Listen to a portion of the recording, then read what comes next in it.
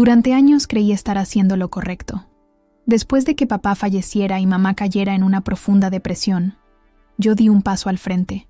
Tenía apenas 23 años, recién salida de la universidad con mi primer trabajo de verdad en una agencia de publicidad en Madrid, cuando le dije a mi familia: yo me encargo del alquiler hasta que las cosas mejoren. Se suponía que sería algo temporal. Los meses se convirtieron en años. Pagué cada factura, renuncié a vacaciones y acepté trabajos extra los fines de semana, solo para mantener el piso donde vivían mi madre, mi hermana y mi hermano en Chamberí. Había días en que me sentía orgullosa, como si estuviera manteniendo a la familia unida con mis propias manos y pura fuerza de voluntad. Mi hermana, Elena, estudiaba medicina en la Complutense. Mi hermano pequeño, Carlos, todavía estaba en el instituto. Me decía a mí misma que estaba invirtiendo en su futuro, que mis sacrificios darían frutos eventualmente. Me convencí de que el amor se parecía al silencio, a no quejarme cuando no podía comprarme un abrigo nuevo en invierno, mientras veía a mis compañeras de trabajo estrenar ropa cada temporada. Los domingos por la tarde, después de visitar a mi familia, volvía a mi pequeño apartamento en Vallecas, exhausta pero con una extraña sensación de deber cumplido. Mi vecina, doña Carmen, una mujer mayor que vivía sola, a menudo me invitaba a tomar un café. «Lucía, te estás matando a trabajar», me decía mientras me servía un cortado. «Tienes ojeras hasta el suelo, niña». Yo siempre le respondía con una sonrisa cansada: «Es lo que hay que hacer, doña Carmen. La familia es lo primero». Pero cada vez que el teléfono sonaba y era mi madre pidiendo dinero para alguna emergencia, sentía un nudo en el estómago que ignoraba deliberadamente. Cada vez que Elena mencionaba unas nuevas zapatillas de marca que había comprado mientras yo remendaba las mías, tragaba saliva y me decía que ella merecía algún capricho entre tanto estudio. Cada vez que Carlos hablaba de los viajes que hacían sus amigos mientras yo no había salido de Madrid en años, me repetía que ya tendría tiempo para viajar más adelante. En el trabajo empecé a destacar. Mi jefe, Ramón, un hombre calvo de 50 y tantos con una risa estruendosa, me ofreció un ascenso que significaba más responsabilidad pero también más dinero. «Te lo has ganado, Lucía. Nadie trabaja como tú».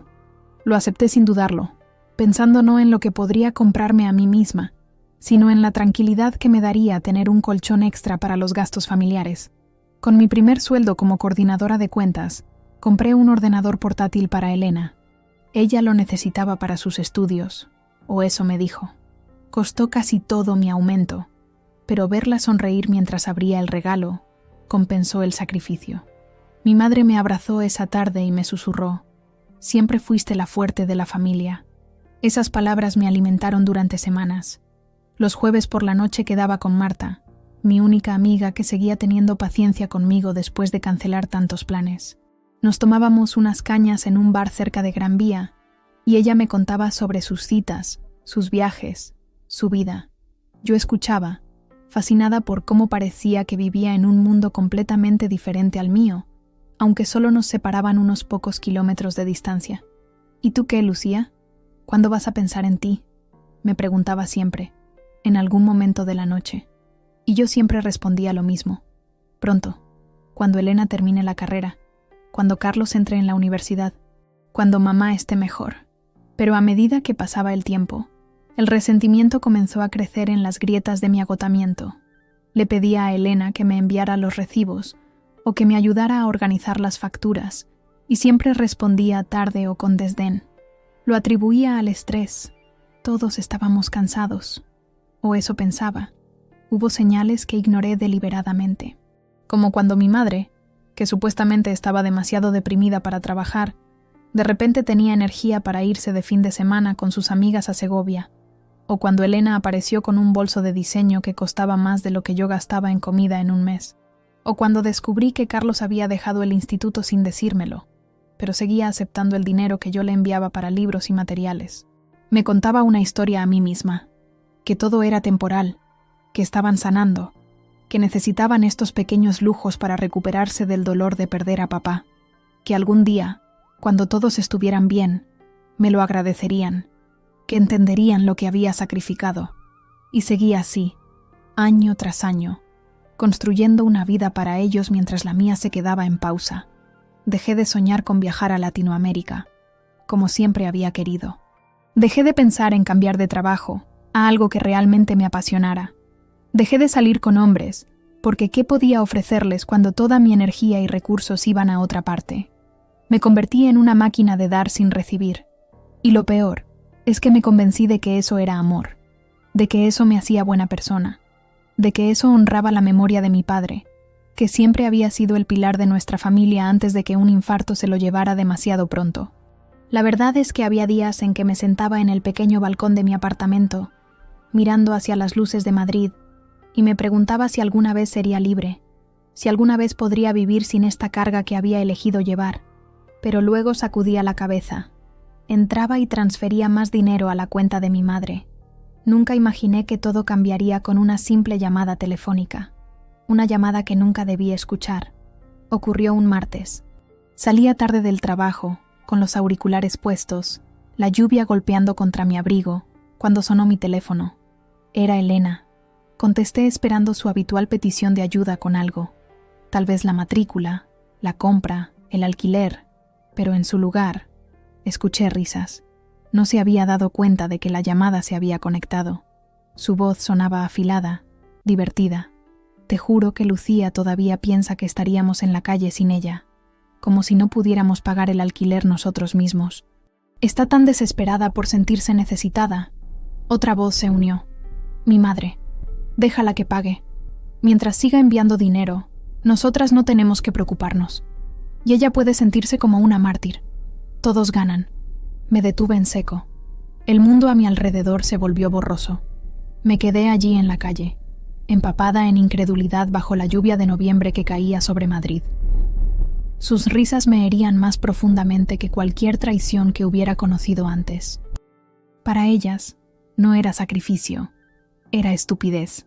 No era más que una cartera conveniente con un complejo de salvadora. Colgué en silencio, con los dedos temblorosos. Repetí las palabras en mi cabeza, una y otra vez, esperando haber entendido mal. Pero no había sido así. Ellas lo sabían. Siempre lo habían sabido. Y me habían dejado desangrarme por ellas de todos modos. Ese momento, de pie en la acera de la calle Alcalá, con la lluvia mezclándose con las lágrimas que no podía contener, marcó un antes y un después en mi vida. Miré alrededor, a la gente que pasaba apresurada, protegida bajo paraguas coloridos, cada uno en su propio mundo. ¿Cuántos de ellos estarían también viviendo una mentira? ¿Cuántos se estarían sacrificando por personas que secretamente se reían de ellos? No sé cuánto tiempo estuve allí parada. Finalmente, mis piernas comenzaron a moverse automáticamente. No hacia mi apartamento, sino hacia el bar donde solía encontrarme con Marta. No habíamos quedado esa noche, pero algo me decía que necesitaba un lugar familiar, un rostro amigo. El rincón de Antonia estaba casi vacío. Era martes, después de todo. Antonio, el dueño, me saludó con una familiaridad nacida de años de visitas. ¿Lo de siempre, Lucía?, preguntó, ya sirviendo un vino tinto en una copa. Asentí, incapaz de articular palabras. Me senté en una mesa del rincón, lejos de las pocas personas que ocupaban el local. Saqué mi teléfono y miré la pantalla, como esperando que de alguna manera las palabras que había escuchado desaparecieran, que todo fuera una horrible pesadilla. Pero la realidad estaba allí, pesada y cruel. Abrí mi aplicación bancaria y revisé los movimientos. Transferencias regulares a mi madre. Pagos de tarjeta en tiendas donde había comprado regalos para Elena y Carlos. Miles de euros a lo largo de los años. Dinero que había ganado trabajando noches, fines de semana, festivos. Dinero que podría haber usado para construir mi propia vida. Antonio se acercó con la copa de vino. Al ver mi rostro, su expresión cambió. ¿Estás bien, chica?, preguntó con genuina preocupación. Intenté sonreír, pero mis labios solo formaron una mueca torcida. No, Antonio, no estoy bien, respondí, y fue liberador decir la verdad en voz alta por primera vez en mucho tiempo. Se sentó frente a mí, algo que nunca había hecho antes. Cuéntame, dijo simplemente, y como un dique que se rompe, las palabras comenzaron a fluir. Le conté todo, sobre mi padre, sobre hacerme cargo de todo, sobre la llamada que acababa de escuchar. Habló poco, solo asintiendo ocasionalmente, rellenando mi copa cuando era necesario. Cuando terminé, me miró con una mezcla de compasión y algo más. ¿Respeto? Mi mujer, que en paz descanse, solía decir que hay 2 tipos de personas en este mundo: las que dan hasta quedarse vacías y las que toman hasta que no queda nada. Tú eres de las primeras, Lucía, pero incluso los que dan necesitan guardar algo para sí mismos. Sus palabras, simples pero profundas, me golpearon con fuerza. Durante años había estado tan ocupada asegurándome de que todos tuvieran lo que necesitaban que había olvidado que yo también tenía necesidades. Había confundido el sacrificio con el amor, la obligación con la conexión. Cuando salí del bar, la lluvia había cesado. Las calles brillaban bajo las farolas, reflejando un Madrid que de repente parecía diferente. O tal vez era yo quien había cambiado. Caminé lentamente hacia mi apartamento, cada paso más firme que el anterior. La traición dolía, sí, pero también había algo más, una claridad inesperada, como si una niebla que había nublado mi visión durante años se estuviera disipando. Al llegar a casa, me senté en el pequeño sofá que había comprado de segunda mano. En la mesita de café había fotos familiares: Elena en su graduación de bachillerato, Carlos soplando velas en su 16º cumpleaños, mamá sonriendo junto a mí en Navidad. Momentos que había atesorado, creyendo que estábamos unidos por algo más que obligación y dinero. Mi teléfono vibró. Un mensaje de Elena. ¿Estás despierta? Necesito que me transfieras para el pago del laboratorio. Es urgente. Ningún por favor. Ningún gracias anticipado. Solo la expectativa de que yo cumpliría, como siempre. Dejé el teléfono a un lado sin responder. Por primera vez en años, no sentí la urgencia inmediata de resolver sus problemas. En su lugar, sentí algo diferente creciendo dentro de mí, algo que se parecía mucho a la dignidad. Esa noche, mientras la ciudad se sumía en el silencio y las luces de los edificios cercanos se apagaban una a una, tomé una decisión. Ya no sería el cajero automático de mi familia. Ya no confundiría la generosidad con la debilidad. Ya no permitiría que mi amor fuera utilizado como una herramienta para manipularme. Mañana sería diferente. Mañana empezaría a reconstruir mi vida en mis propios términos. Pero esta noche me permitiría sentir el dolor en toda su magnitud.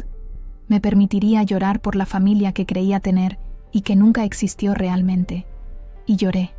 Lloré hasta quedarme sin lágrimas, hasta que el dolor se transformó en una determinación silenciosa y ardiente que quemaba en mi interior.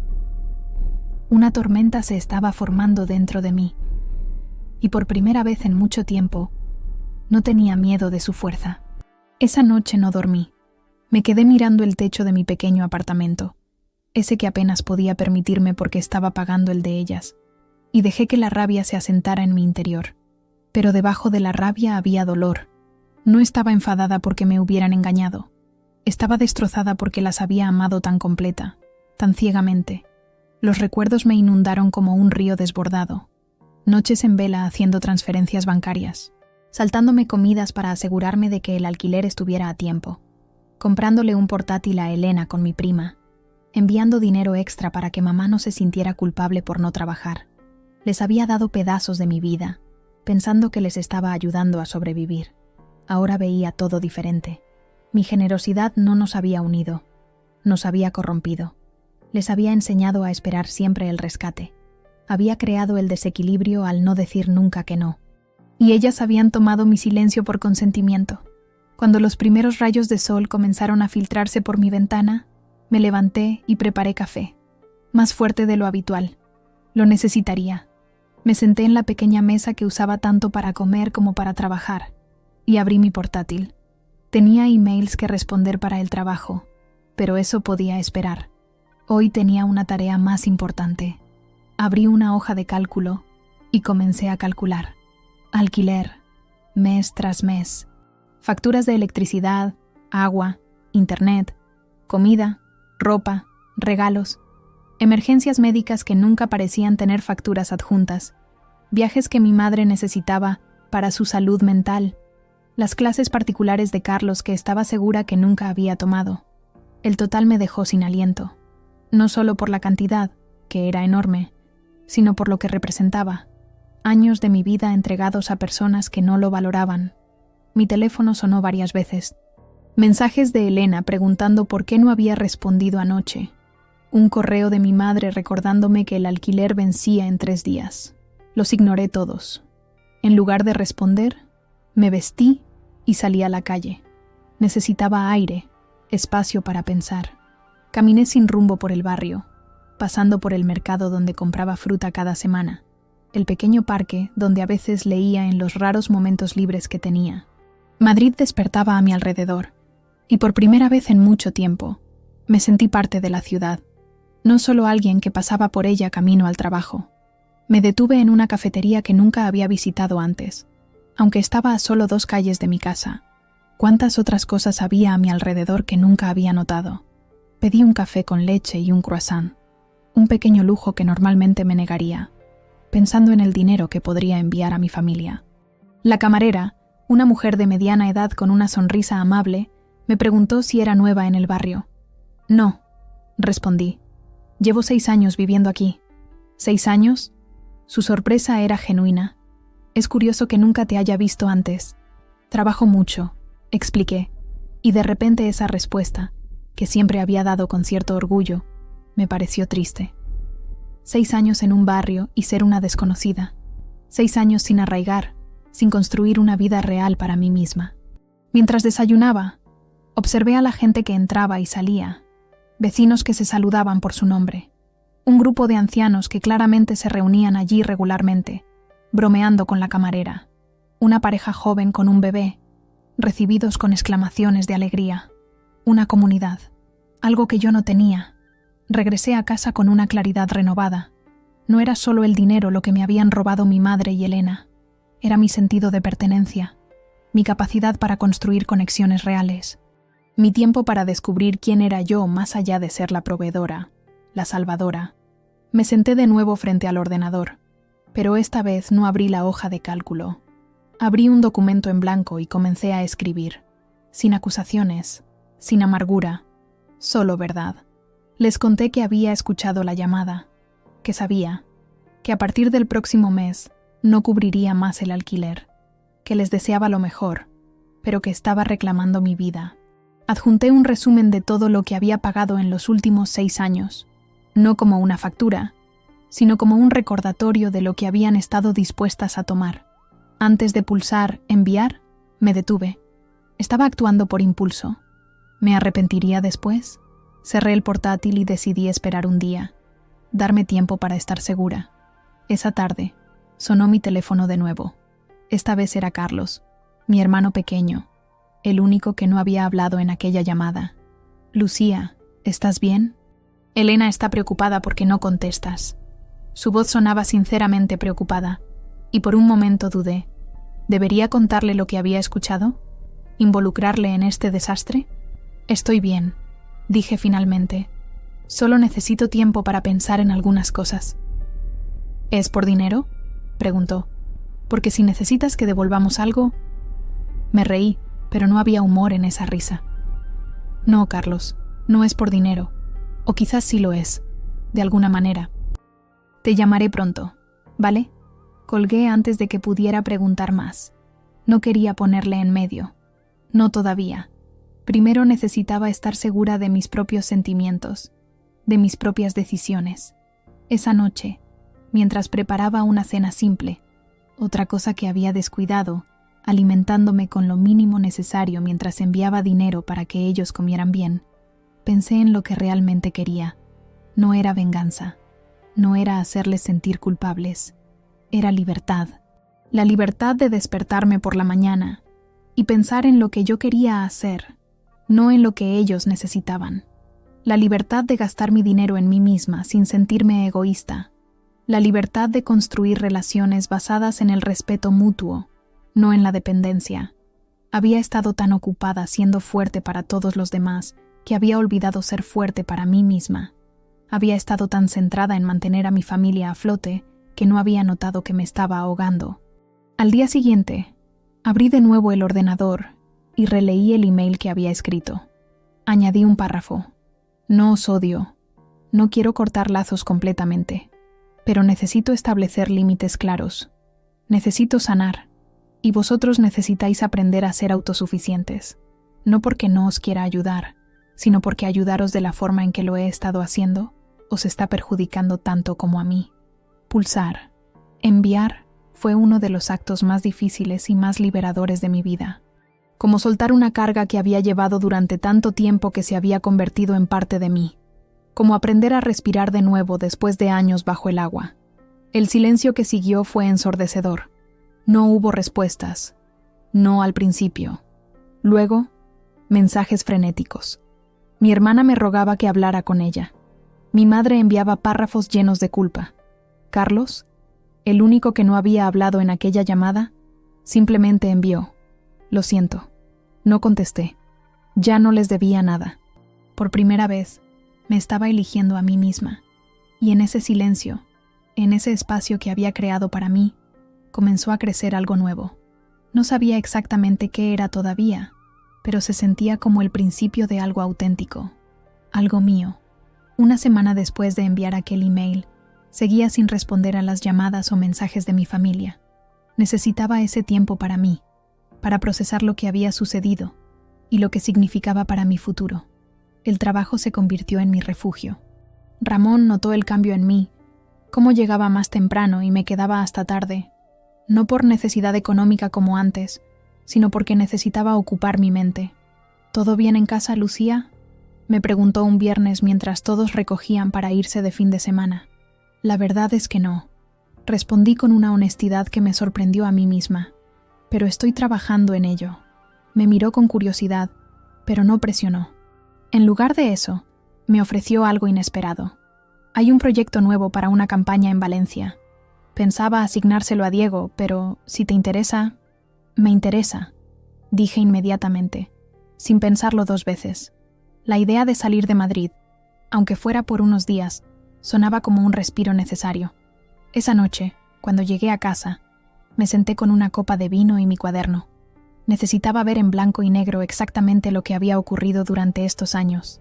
No solo el dinero, aunque eso también lo anoté meticulosamente, sino el coste emocional, las oportunidades perdidas, los sueños aplazados, las relaciones que nunca florecieron porque estaba demasiado agotada para cultivarlas. En una página nueva, escribí: lo que quiero ahora. Me quedé mirando esas 4 palabras durante varios minutos. ¿Qué quería realmente? Había pasado tanto tiempo pensando en las necesidades de otros que casi había olvidado mis propios deseos. Lentamente, comencé a escribir. Quería viajar, empezando por América Latina como siempre había soñado. Quería aprender fotografía, una pasión que había abandonado después de la universidad. Quería tal vez cambiarme a un apartamento con más luz, aunque estuviera en el mismo barrio de Vallecas que había aprendido a apreciar. Quería tener tiempo para conocer a mis vecinos, para ser parte de una comunidad. Y, sorprendentemente, también escribí que quería sanar la relación con mi familia. Eventualmente, no ahora, pero sobre nuevas bases. Unas donde el respeto fuera mutuo, donde el amor no se midiera en euros. A la mañana siguiente mi teléfono sonó. Era Carlos. Dudé, pero finalmente contesté. Lucía, por favor. Su voz sonaba rota. Necesito hablar contigo. Solo yo. No vendrá nadie más. Acordamos vernos en un café lejos de casa de mi madre, en un barrio neutral. Cuando llegué, Carlos ya estaba allí, con aspecto demacrado, ojeras profundas bajo los ojos. A sus 19 años, parecía mayor, cargando con un peso que no le correspondía. Lo siento, fueron sus primeras palabras. Lo siento tanto, Lucía. ¿Lo sabías?, pregunté. ¿Sabías lo que mamá y Elena pensaban? Bajó la mirada hacia su café. No exactamente. Nunca hablaban así delante de mí. Pero sospechaba algo. Veía cómo vivían cuando tú no estabas. Cómo gastaban el dinero que enviabas. Su honestidad me dolió, pero también la agradecí. Al menos alguien en mi familia estaba dispuesto a reconocer la verdad. ¿Por qué no dijiste nada? Tenía miedo, admitió. Miedo de quedarme solo si tú te enfadabas y te ibas. Miedo de enfrentarme a mamá y Elena. Soy un cobarde, lo sé. No eres un cobarde, dije, sorprendiéndome a mí misma por no sentir más rabia hacia él. Eras un niño. Y yo te puse en una posición imposible al convertirme en la proveedora de la familia. Hablamos durante horas. Me contó cómo se sentía atrapado entre su lealtad hacia mí y su dependencia de nuestra madre y hermana. Cómo había dejado el instituto no por falta de interés, sino porque la culpa le consumía. Cada vez que yo enviaba dinero para sus estudios, se sentía peor por estar participando en el engaño. «¿Qué vas a hacer ahora?», me preguntó finalmente. «Voy a dejar de pagar el alquiler», respondí con firmeza. «Voy a dejar de enviar dinero para gastos. Elena está a punto de terminar medicina. Puede buscar trabajo como muchos de sus compañeros. Mamá puede trabajar, siempre ha podido. Su depresión nunca fue tan incapacitante como me hizo creer». Carlos asintió lentamente. «Van a tener que mudarse a un lugar más pequeño. No podrán permitirse ese piso». «Lo sé», dije, «y lo siento por ti, pero puedes venir a vivir conmigo si quieres. Tengo un sofá-cama y podríamos buscar algo más grande eventualmente». Sus ojos se iluminaron brevemente, pero luego negó con la cabeza. «Gracias, pero creo que necesito aprender a valerme por mí mismo también. Tengo un amigo que busca compañero de piso, y voy a buscar trabajo». Me sentí orgullosa de él en ese momento. Quizás algo bueno saldría de todo esto después de todo. Al día siguiente, recibí la llamada que esperaba. Mi madre, llorando, preguntándome cómo podía hacerles esto, cómo podía abandonarles, después de todo lo que habían pasado. «No os estoy abandonando», dije con calma. «Os estoy dando la oportunidad de ser independientes, de tener dignidad». «¿Dignidad? ¿Cómo te atreves? Después de todo lo que he hecho por ti, ¿así me lo pagas?», respiré hondo. «Mamá, ¿qué has hecho exactamente por mí en los últimos 6 años? ¿Puedes nombrar una sola cosa que hayas hecho para hacerme la vida más fácil? ¿Una sola vez que hayas pensado en mis necesidades antes que en las tuyas?». Su silencio fue revelador. «Te quiero, mamá. Siempre te querré. Pero esto tiene que cambiar. Por el bien de todos». Colgué, y por primera vez, no me sentí culpable por establecer un límite. Elena fue la siguiente. Su enfoque fue diferente. Intentó racionalizar, explicar, justificar. «No era lo que parecía», insistió. «Solo estábamos bromeando. Ya sabes cómo es mamá cuando se pone así». «Elena», la interrumpí. «Eres demasiado inteligente para esto. Ambas sabemos lo que escuché. Ambas sabemos lo que ha estado pasando. Y no te estoy pidiendo que te disculpes. Solo te estoy diciendo que a partir de ahora, las cosas serán diferentes». «¿Y si necesitamos ayuda?», preguntó, su voz más pequeña de lo que la había escuchado nunca. «Entonces pedís ayuda honestamente, sin manipulación, sin expectativas, y yo decidiré, caso por caso, si puedo y quiero ayudar». El silencio al otro lado de la línea me dijo que mis palabras habían calado. Las semanas siguientes fueron difíciles. Hubo más llamadas, más intentos de hacerme sentir culpable. Hubo días en que dudé, en que la costumbre de cuidar de ellas casi me hace ceder. Pero cada vez que sentía flaquear mi resolución, releía mis notas sobre lo que quería para mi vida, sobre lo que merecía. Y cada día que pasaba sin transferir dinero, sin resolver sus problemas, me sentía un poco más ligera, un poco más dueña de mi propia vida. El proyecto de Valencia resultó ser un éxito. Ramón me ofreció un ascenso a directora de cuentas, con un aumento considerable.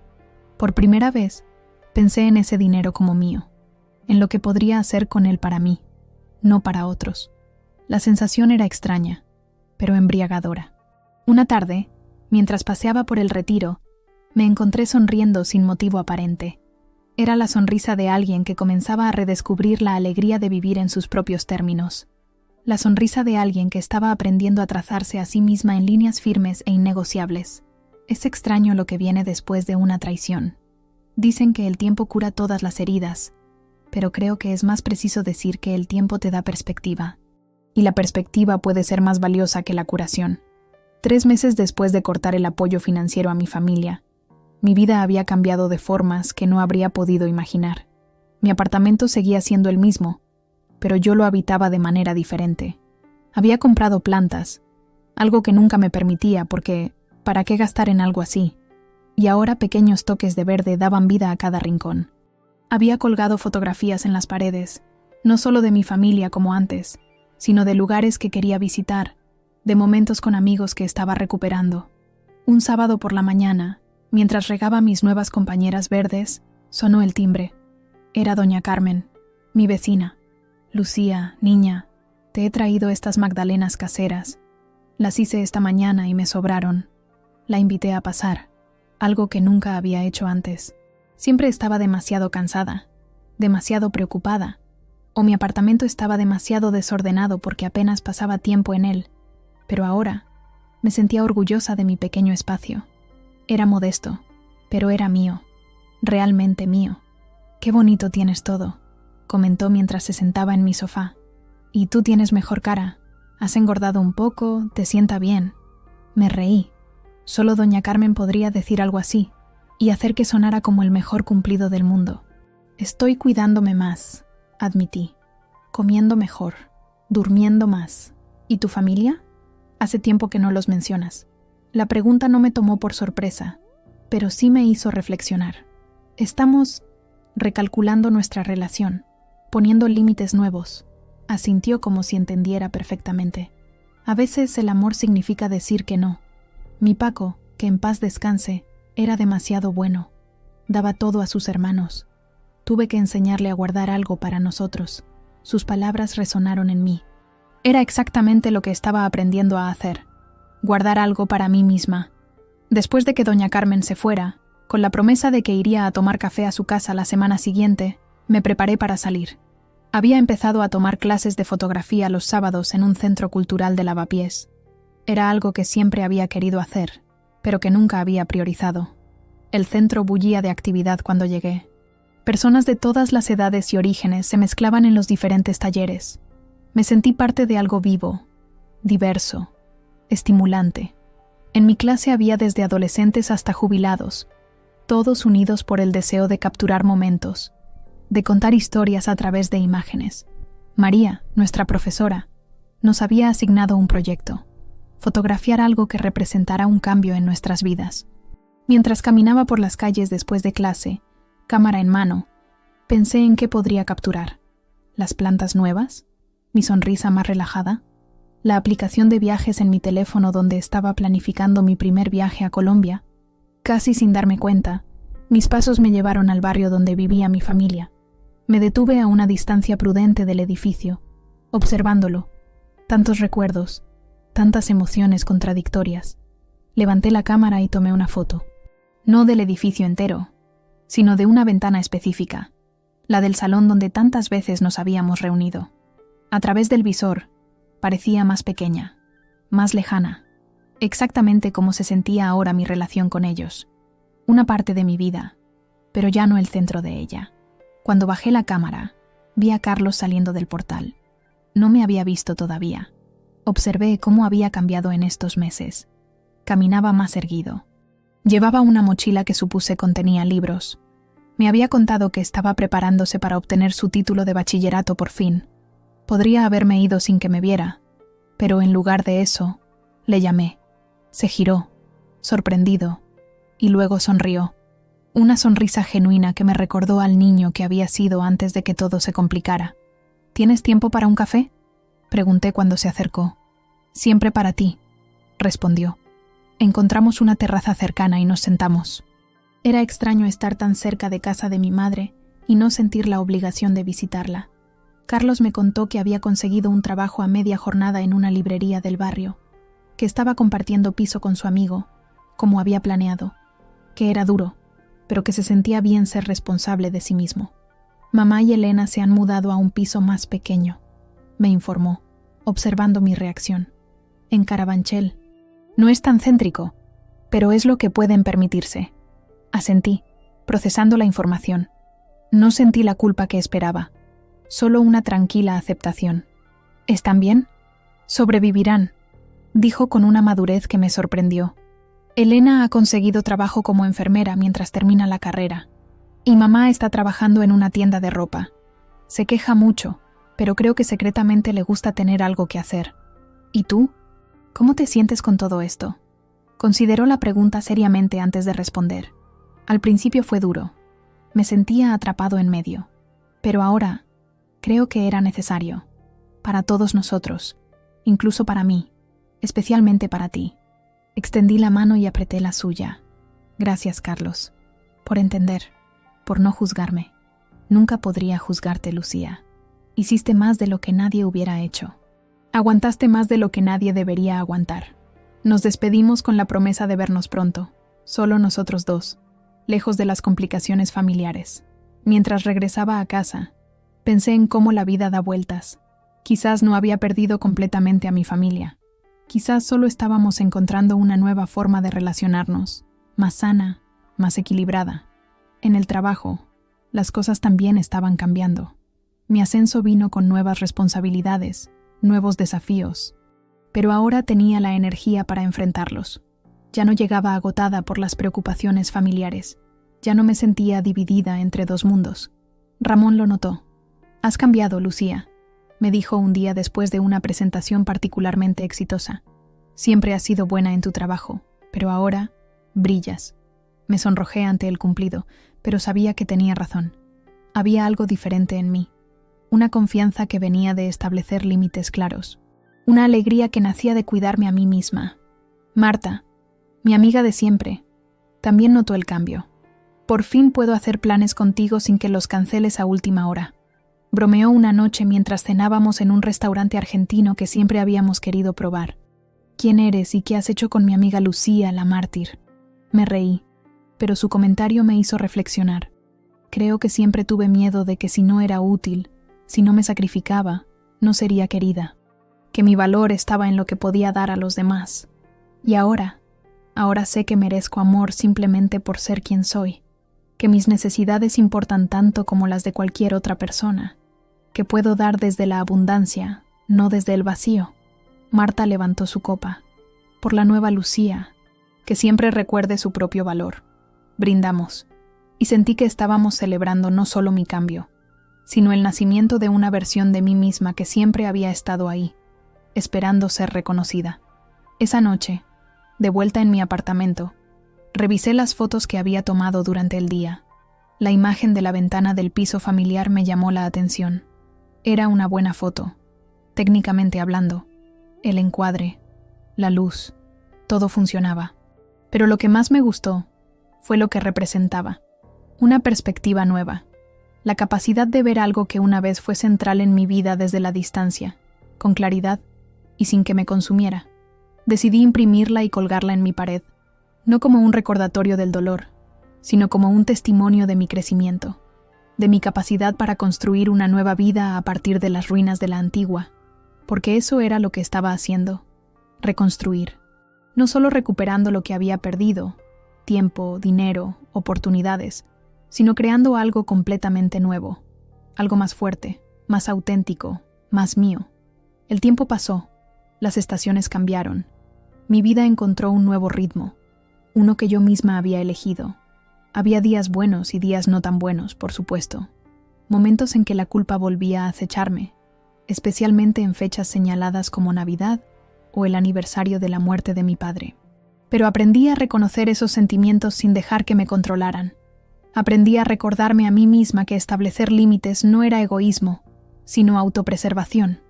Una tarde de primavera, casi un año después de aquella llamada que lo cambió todo, recibí algo inesperado.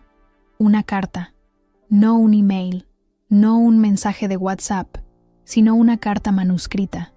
Era de Carlos.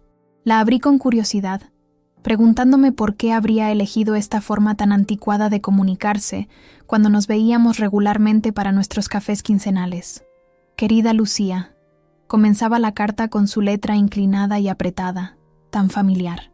Hay cosas que son más fáciles de decir en papel que en persona. Primero, quiero que sepas que he conseguido mi título de bachillerato. Segundo, he sido aceptado en la universidad para estudiar trabajo social. Sé que te sorprenderá. A mí también me sorprendió descubrir esta vocación, pero creo que nuestras experiencias familiares me han enseñado mucho sobre relaciones disfuncionales y cómo ayudar a romper esos ciclos. Pero lo más importante que quería decirte es gracias. No solo por todo lo que hiciste por nosotros durante años, que fue más de lo que merecíamos, sino por tener el valor de parar, de decir basta. Tu decisión nos obligó a todos a cambiar, a crecer. A veces pienso en cómo sería nuestra vida si nunca hubieras escuchado esa llamada. Probablemente seguiríamos atrapados en los mismos patrones destructivos, tú sacrificándote, nosotros aprovechándonos. He estado ayudando en casa, no solo económicamente, aunque eso también, tengo un trabajo mejor ahora, sino emocionalmente. Intento mediar entre mamá y Elena, que siguen teniendo una relación complicada. Intento ser el tipo de hermano que merecías tener todo este tiempo. Mamá ha cambiado también, aunque le cuesta admitirlo. El trabajo en la tienda le ha dado una independencia que no tenía desde antes de que papá muriera. Tiene amigas allí, sale más, sonríe más. Y Elena, bueno, Elena sigue siendo Elena, orgullosa, difícil, pero ya ha terminado medicina y está haciendo su residencia. Ya no espera que nadie resuelva sus problemas. Se ha vuelto más responsable por necesidad. Sé que todavía es complicado para ti estar cerca de ellas. Lo entiendo. Solo quería que supieras que tu decisión provocó cambios positivos que quizás no puedes ver. Y que, cuando estés lista, si alguna vez lo estás, hay espacio para un nuevo tipo de relación. Una basada en el respeto mutuo, no en la dependencia. Con cariño, tu hermano pequeño, que ya no es tan pequeño, Carlos. Sus palabras tocaron una parte de mí que creía dormida. No era nostalgia exactamente, ni arrepentimiento. Era más bien un reconocimiento de que las relaciones familiares son complejas, llenas de matices, que incluso después de una ruptura tan dolorosa, existía la posibilidad de sanar. No de volver a lo mismo, eso nunca, sino de construir algo nuevo. Guardé la carta en mi mesita de noche y me prometí responderle pronto. Pero antes, tenía otros planes. Esa noche tenía una cita con Miguel, un fotógrafo que había conocido en mis clases. Era nuestra tercera salida juntos. Y por primera vez en mucho tiempo, me permitía sentir esa emoción de conocer a alguien nuevo sin la sombra de mis obligaciones familiares planeando sobre mí. Nos encontramos en un pequeño bar de jazz en Malasaña. La música, el vino, la conversación fluyó fácilmente. Me habló de sus proyectos, de un viaje que planeaba a Perú para fotografiar Machu Picchu. Yo le conté del mío a Colombia, que finalmente realizaría el mes siguiente. Deberíamos coordinar nuestros itinerarios, sugirió con una sonrisa. Sería interesante explorar Sudamérica juntos. La idea no me asustó como me habría asustado antes. Ya no temía hacer planes, soñar, dejar que alguien nuevo entrara en mi vida. Había aprendido que la intimidad no tenía que significar fusión, que podía estar cerca de alguien sin perderme a mí misma. Me encantaría, respondí, y lo decía en serio. Más tarde esa noche, mientras caminábamos de regreso a mi apartamento bajo el cielo estrellado de Madrid, pensé en lo mucho que había cambiado mi vida en un año. No solo externamente, aunque ciertamente ahora tenía más dinero, más tiempo, más libertad, sino internamente. La Lucía que caminaba junto a este hombre interesante, planeando viajes y soñando con futuras aventuras, era una persona completamente diferente a la que había transferido fielmente dinero mes tras mes a su familia sin cuestionar nada. O quizás no tan diferente. Quizás simplemente había recuperado partes de mí misma que siempre habían estado allí, pero que había sacrificado en el altar de la responsabilidad familiar. Al día siguiente, decidí responder a la carta de Carlos. Le conté sobre mi vida actual, mis planes, mis sueños recuperados. Le dije lo orgullosa que estaba de él por sus logros, de cómo había encontrado su propio camino a pesar de las dificultades. Y finalmente, abordé el tema que él había planteado, la posibilidad de una nueva relación con mamá y Elena. No estoy lista todavía, escribí con honestidad. Las heridas siguen siendo profundas, pero quizás algún día. No para volver a lo que éramos, eso nunca funcionó realmente, sino para descubrir quiénes podemos ser ahora. Mientras tanto, me alegra tener esta relación contigo. Me alegra que, a pesar de todo, hayamos encontrado una forma de ser hermanos que funciona para ambos. 2 semanas después, recibí una invitación inesperada. Carlos me llamó para decirme que había organizado una pequeña celebración por su admisión a la universidad. Nada grande, me aseguró. Solo unos amigos, tú y... Bueno, mamá y Elena también estarán allí, pero entiendo perfectamente si no quieres venir. Dudé. La idea de verlas de nuevo, de estar en la misma habitación después de tanto tiempo, me producía ansiedad, pero también sabía que este era un día importante para Carlos. Y quizás, solo quizás, era también una oportunidad para dar un pequeño paso hacia esa nueva relación de la que él había hablado. Iré, dije finalmente, por ti. Pero no esperes grandes reconciliaciones, ¿vale? Solo espero que mi hermana esté allí en un día importante para mí, respondió con sencillez, y eso me conmovió más que cualquier súplica elaborada. El día de la celebración llegué deliberadamente tarde, después de prepararme mentalmente durante horas. El pequeño apartamento de Carlos estaba lleno de gente joven, amigos suyos del trabajo y los estudios, y allí, en un rincón, estaban ellas. Mi madre, con el pelo más canoso de lo que recordaba. Elena, más delgada, con un aire de cansancio que seguramente venía de las largas guardias en el hospital. Nos miramos a través de la habitación. Nadie se movió al principio. Luego Carlos apareció a mi lado. Me dio un abrazo y me llevó hacia ellas. Mi hermana Lucía me presentó a sus amigos que estaban cerca, como si no hubiera tensión, como si fuéramos una familia normal. «Hola», dije simplemente. «Hola, hija», respondió mi madre. Su voz sonaba diferente, menos autoritaria, más incierta. Elena solo asintió, sin decir nada. No hubo abrazos ni grandes declaraciones, solo ese reconocimiento básico de nuestra existencia mutua. Y por ahora, era suficiente. Me moví por la fiesta, hablando con los amigos de Carlos, felicitándole, manteniéndome principalmente alejada de mi madre y hermana, pero de vez en cuando, nuestras miradas se cruzaban, y había algo allí. No perdón, todavía no, pero quizás una apertura, un espacio donde, con el tiempo, podría crecer algo nuevo. Hacia el final de la noche, mientras ayudaba a Carlos a recoger algunos vasos, Elena se acercó a mí. «Tu hermano dice que vas a viajar a Colombia», dijo, como quien no quiere la cosa. «Sí, el mes que viene. Siempre quisiste ir allí, ¿verdad? Desde que éramos pequeñas y vimos ese documental sobre Cartagena de Indias. Me sorprendió que lo recordara. Un pequeño detalle de nuestra infancia compartida, antes de que todo se complicara. Sí», admití. «Siempre quise ir. Me alegro de que por fin puedas hacerlo», dijo. Y por un momento sonó sincera. No era una disculpa, no era una reconciliación, pero era algo, un reconocimiento de mis sueños postergados, de lo que había sacrificado. Cuando me fui esa noche, Carlos me abrazó fuertemente. «Gracias», susurró. «Significa mucho para mí que hayas venido». «Para mí también», respondí. Y era verdad. De camino a casa, pensé en lo que había ocurrido. No había sido dramático ni transformador. No habíamos llorado juntas, ni nos habíamos prometido un nuevo comienzo.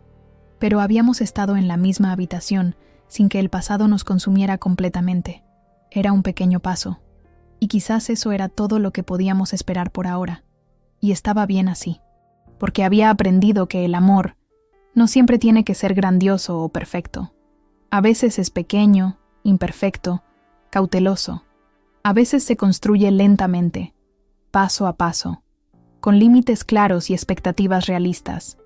Había aprendido que la familia no es solo la que te toca por nacimiento, sino la que construyes con honestidad y respeto mutuo.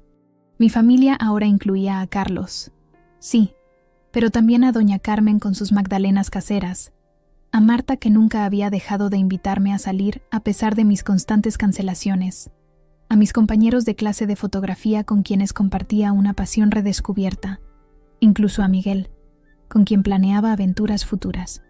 Ya no creía que el amor significara sacrificio sin límites. Ya no cargaba con pesos que nadie me había pedido llevar. Vivía más ligera ahora. Y aunque la herida aún dolía a veces, sabía esto. Había elegido amarme mejor, empezando por mí misma.